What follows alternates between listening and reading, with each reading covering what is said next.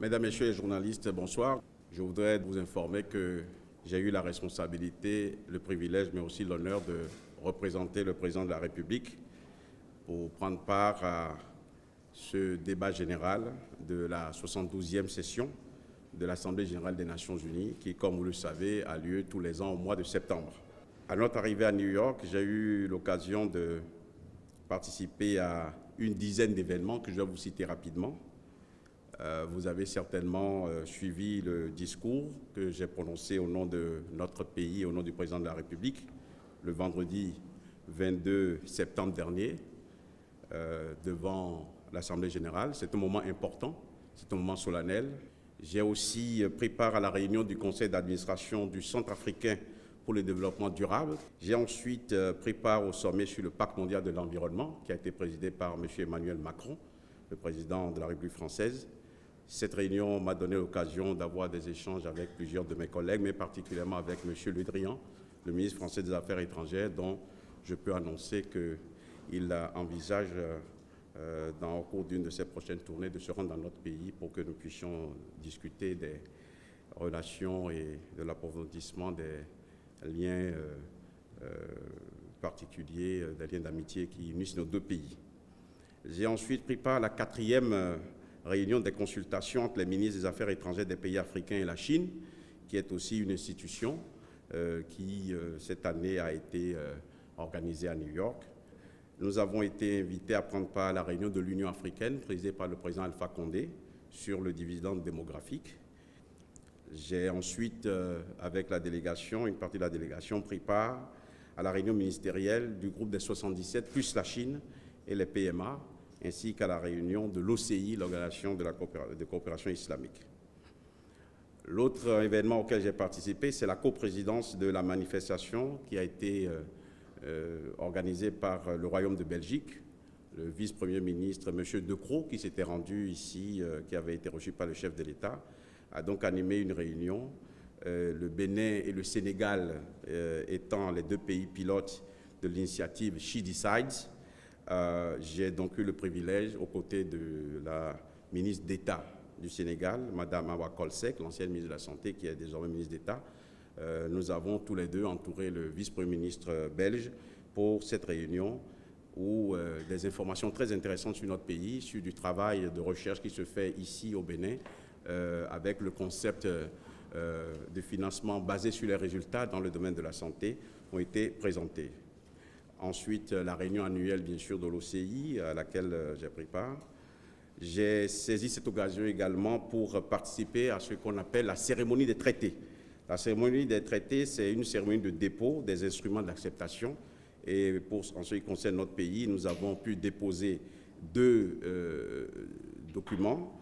Le premier document, c'est l'amendement à la Convention sur le droit de l'enfant que notre pays a accepté. Le deuxième document, c'est l'amendement à l'article 1er de la Convention sur l'interdiction ou la limitation de certaines armes chimiques à effet traumatique excessif, auquel j'ai également participé. D'une manière générale, qu'est-ce qu'il faut retenir de cette 72e session de l'Assemblée générale des Nations unies? C'est le thème qui est important. Le thème de cette année, c'est « Priorité à l'être humain, paix et vie décente pour tous sur une planète préservée ». Vous verrez que dans ce thème, des éléments majeurs qui sont dans le programme d'action du gouvernement sont pris en compte. D'abord, et c'est pour cela que j'ai parlé de l'Arche, le capital humain, priorité à l'être humain. C'est une autre manière de parler du capital humain que le chef de l'État a mis dans le programme d'action du gouvernement. Et ensuite, on parle de paix, priorité à l'être humain, paix et vie décente pour tous, une planète préservée. Il ne vous aura pas échappé qu'il s'agit là des questions de cadre de vie, des questions de développement durable. Et j'ai été heureux donc d'axer le discours que nous avons présenté sur cette thématique-là avec l'accord du président de la République. Le président de l'Assemblée générale, c'est M. Lajčák Miroslav, qui est un Slovaque. Et on a pu noter la participation de 126 chefs d'État et de gouvernement, de premiers ministres, qui se sont exprimés, 56 ministres des Affaires étrangères, 56 ministres des Affaires étrangères et 11 représentants permanents. Au niveau africain, je peux vous signaler qu'il y a eu 36 chefs d'État et de gouvernement et de premiers ministres qui se sont exprimés. Le président en exercice de l'Union africaine a fait un discours non seulement en tant que président de la Guinée, mais aussi comme président en exercice de l'Union africaine, et les thèmes majeurs qui ont été abordés dans ces interventions sont liés, en dehors du thème de la conférence générale.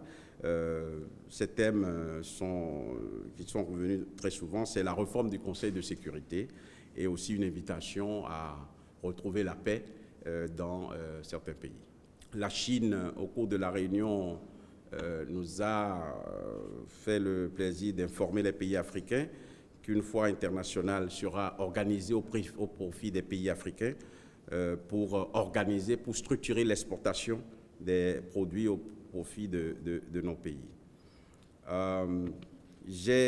Dans mon intervention, je suis revenu sur le concept de la pauvreté de masse dont a parlé le président l'année dernière, et j'ai également abordé la question de la création de ce centre de recherche que le président a appelé de ses voeux lorsqu'il a participé à la COP22 à Marrakech. S'agissant du pacte mondial sur l'environnement, je crois que c'est un complément important au moment où certains pays essaient de remettre en cause l'accord de Paris. C'est important qu'un tel instrument vienne compléter l'engagement qui a été pris par divers pays.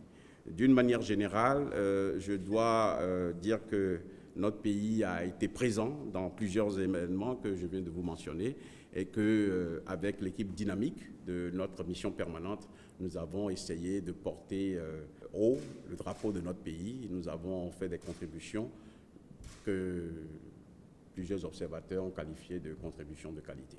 Je vous remercie.